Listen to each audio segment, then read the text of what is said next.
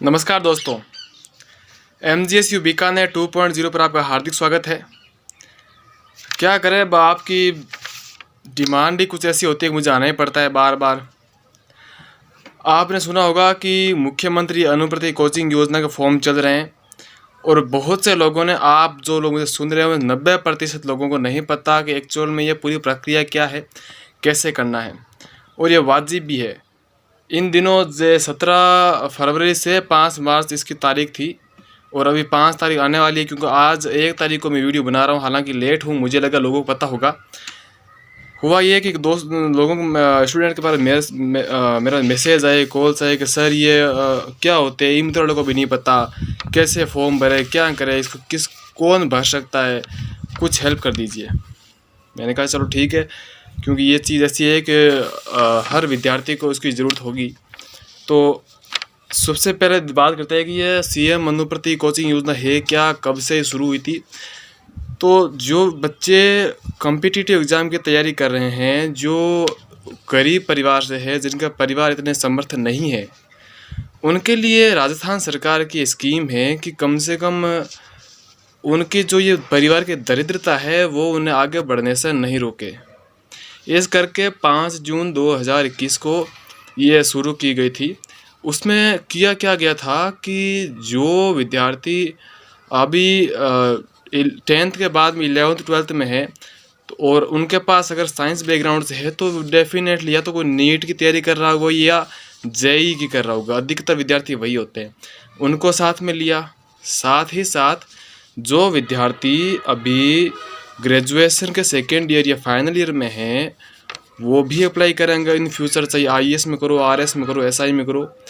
तो वो विद्यार्थी अब बिना कोचिंग की सहायता से, आज का ज़माना थोड़ा सा अलग है कि लोगों को कोचिंग चाहिए। हालांकि मैं ये नहीं मानता कि कोचिंग से ही सब कुछ होता है, क्योंकि मैं खुद कोचिंग को नहीं ले रहा, ना मैं प्रेफर करता हूँ इसको।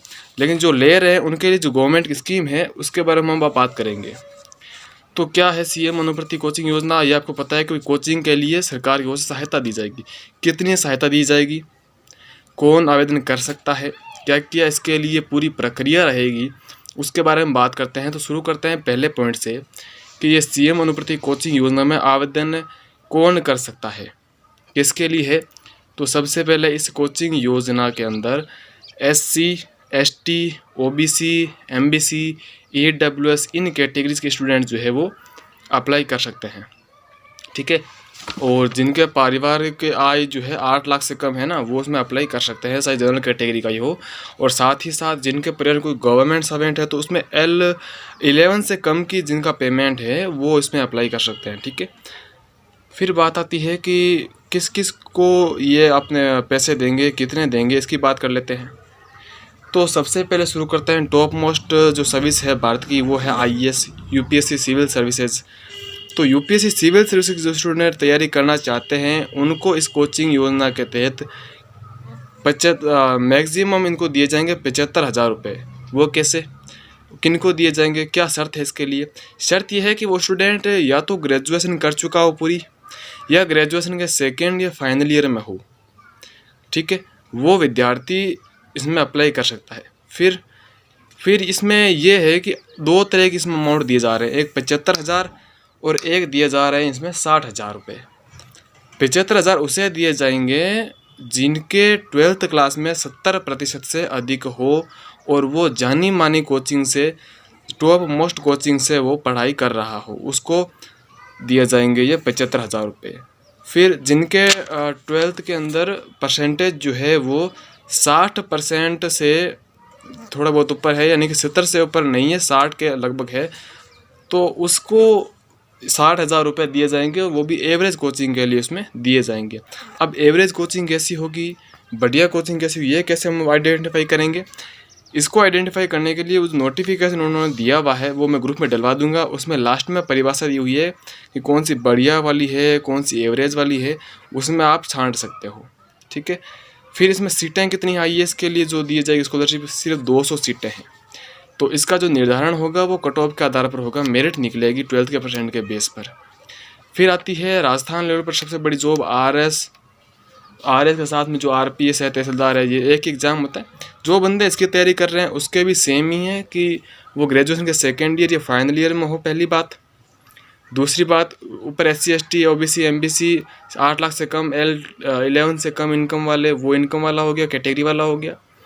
फिर अगर इसको 12th क्लास के अंदर 65% से अधिक है तो उसे 50,000 रुपये, और अगर 65% से कम है तो उसे 40,000 रुपये दिए जाएंगे। कितने वर्षों के लिए? चाहे IAS की तैयारी कर रहा हो, चाहे RS की कर रहा हो, उसे 1-1 साल के लिए दिए जाएंगे। सीट कितनी है इसमें? सीट है 500। फिर अगर हम अगली सर्विस लेते हैं वो है SI लेवल की, सब इंस्पेक्टर या फिर लेवल 10 का जो पेमेंट है जिन जॉब्स में मिलते हैं RPSC की ओर आयोजित जो एग्ज़ाम्स है जिसमें लेवल 10 तक का पेमेंट मिलता है, SI के समकक्ष की नौकरियां हैं उसके लिए, उसमें आपको दिए जाएंगे 20,000 रुपये और 6 महीने के लिए। ये इसके कोर्स की वजह इन्होंने 6 महीने मानी है SI और इसके समकक्ष की, और मिनिमम 12th में आपको चाहिए इसके लिए 50%, और इसमें सीटें दी गई है 800। फिर आती है रीट, जो सबके दिमाग की अब की बार हेडेक बनी हुई है। तो जो रीट की तैयारी कर रहे हैं उनका लिए उन्होंने माना है कि ये 4 महीने का कोर्स होता है, इसका ज़्यादा होता नहीं है, तो उन्होंने 15,000 रुपये और 4 महीने वैधता रखी है, और इसमें इन्होंने सीटें दी है 1500 विद्यार्थियों को ये लोग देंगे पैसे ये। फिर है RSSMB द्वारा जो पटवारी है, LDC है, ये जो नौकरियां निकाली जाती है इनके लिए ये बोल रहे हैं हम 10,000 रुपये देंगे, और कांस्टेबल के लिए भी ये 10,000 रुपये ही देने वाले हैं। और जो समय है इन्होंने 4 महीने माना है, 4 महीने का समय माना है, 10,000 रुपये इनमें पेमेंट किया जाएगा, और क्वालिफ़िकेशन 12th में 50% है।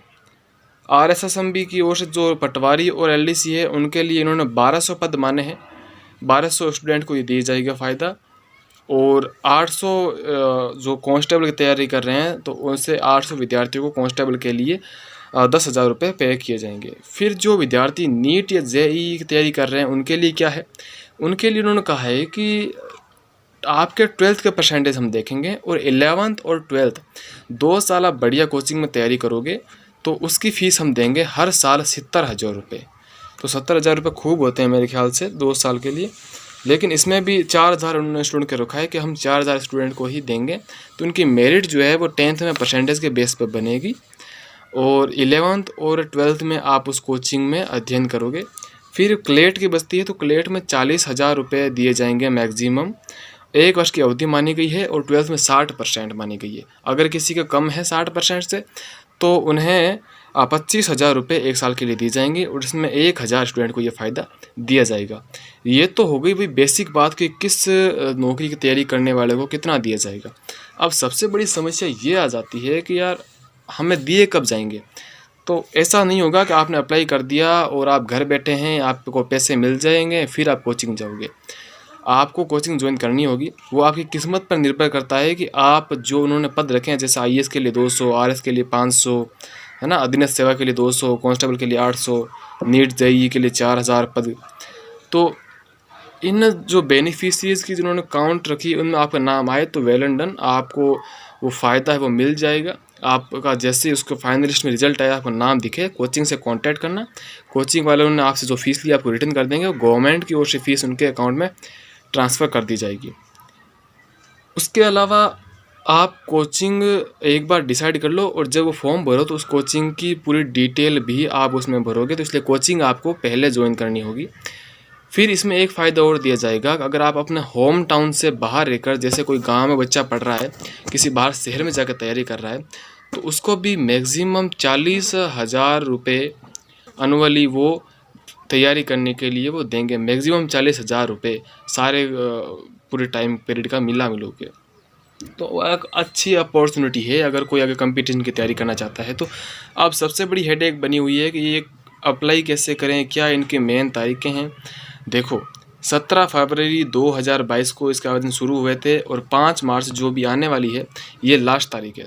इसलिए पहली रिक्वेस्ट तो मैं आपसे पर्सनली ये करूँगा कि आपके पास छोटे से लेकर बड़ा तक जो भी ग्रुप है उसमें शेयर कर दीजिए, क्योंकि जानकारी के अभाव में पिछले साल भी काफ़ी बच्चे रह गए थे, बहुत कम आवेदन आए थे पिछली बार। तो जो योग्य हैं, जो गरीब है, वो पीछे रह जाते हैं। तो मेरी ओर से इतनी सी आप समाज की सेवा कर दीजिए, इसको शेयर कर दीजिए। और जो मैंने पहले कहा था नीट और JEE में 12th तो आपने अगर ध्यान दिया तो बढ़िया, अदरवाइज़ ये आपको सिखाने के लिए था कि आप कितने गौर से सुनते हो। अब सही बात यह है कि वहाँ पर 10th के परसेंटेज देखे जाएंगे ताकि आप 11th और 12th क्लास में ढंग से कोचिंग करके पढ़ सकें और विद 12th क्रैक कर सकें। आगे की वीडियो यथावत रहेगा, आप देखिए।